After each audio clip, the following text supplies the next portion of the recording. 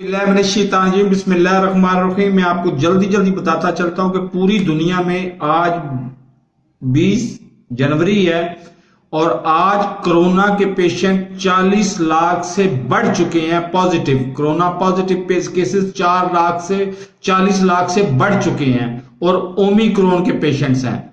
5वीं लेयर जो कोरोना की आई हुई है उसमें से आधे पेशेंट 3 मुल्कों में है, पाकिस्तान, इंडिया और बांग्लादेश। ये 3 मुल्कों में आधे पेशेंट हैं, यानी 20 लाख से ज्यादा पेशेंट इन 3 मुल्कों में हैं।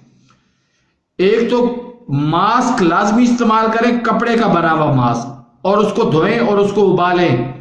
उसके बाद आप भीड़ में मत जाएं। और तीसरी बात, वैक्सीनेशन, टीका जरूर लगवाएं। एक लगवा लिया तो दूसरा भी जरूर लगवाएं, इससे कुछ नहीं होता। खुदा के लिए मान जाएं। मेरे चैनल को सब्सक्राइब नहीं किया तो सब्सक्राइब कर लें, साथ लगे बेल आइकन को दबा के नोटिफिकेशन को ऑन कर दें ताकि मेरी हर नई आने वाली वीडियो को नोटिफिकेशन आपको बर वक्त मिल सके। अल्लाह हाफिज।